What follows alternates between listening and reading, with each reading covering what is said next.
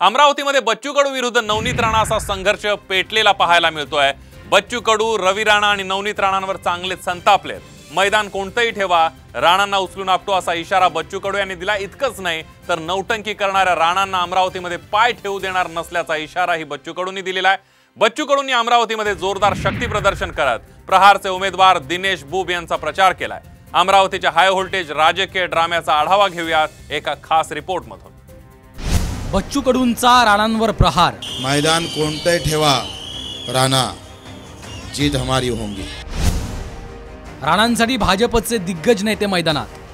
उधर नेताओं की गर्दी है और यहाँ कार्यकर्ताओं की गर्दी है। अमरावती लोकसभेचं मैदान कोण मारणार? तू अगर कुश्ती खिलाएंगा तो ऊपर पटक के गिराऊंगा साले। अमरावतीत सभेच्या मैदानावरून सुरू झालेला राडा आता चांगलाच तापलाय।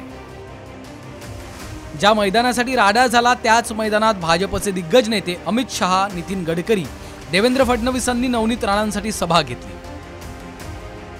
तर दुसरीकडे बच्चू कडूंनी जोरदार शक्ती प्रदर्शन करत दिनेश बुब यांच्यासाठी जाहीर सभा घेतली। मैदान कुठलंही ठेवा, राणांना उचलून आपटणार असा इशाराच बच्चू कडूंनी दिलाय।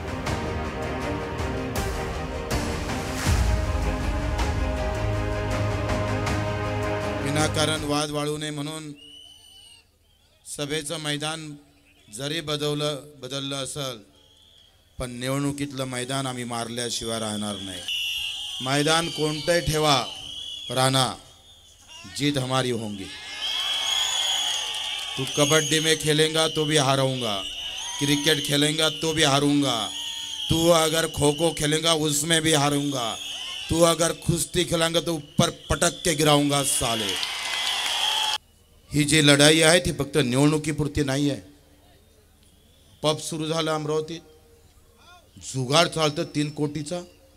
हा आमचा आयुक्त स्वाभिमान पक्षाचा अध्यक्ष असा वागतोय। हे निवडणूक होऊ दे, मग तुला सांगतो काय असतं प्रहार म्हणून। अमरावतीचं सायन्स कोर मैदान सभेसाठी आरक्षित करूनही बच्चू कडूंना या मैदानात सभा घेता आली नाही। अमरावतीमध्ये दंगल घडू नये म्हणून माघार घेतल्याचं बच्चू कडूंनी स्पष्ट केलं। दरम्यान सभेच्या मैदानावरून राडा झाल्यानंतर बच्चू कडू नौटंकी करत असल्याची टीका रवी राणा यांनी केली होती। त्यावरून बच्चू कडूंनी राणांवर जोरदार प्रहार केलाय।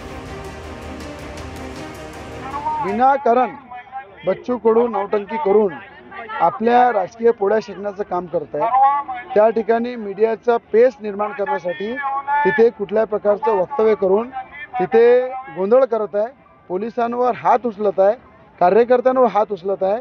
हे मी डोळ्यांना पाहिलेलं आहे।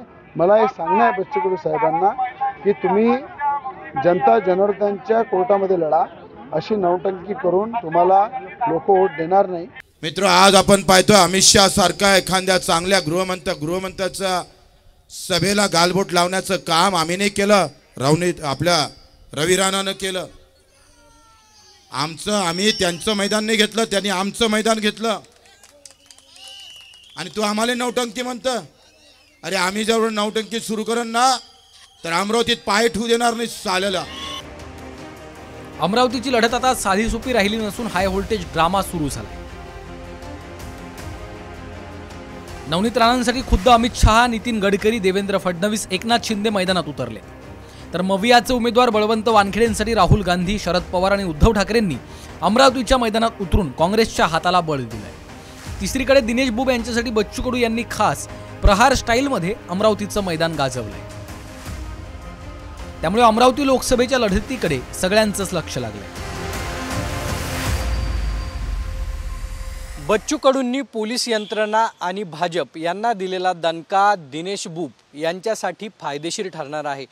त्याचबरोबर महाविकास आघाडीचे उमेदवार बळवंत वानखडे यांची मतही यामुळे कापली जाणार आहेत।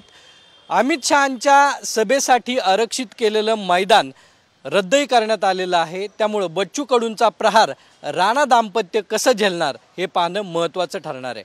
कॅमेरामॅन सुमित भोसलेसह सागर आव्हाड, साम टीव्ही।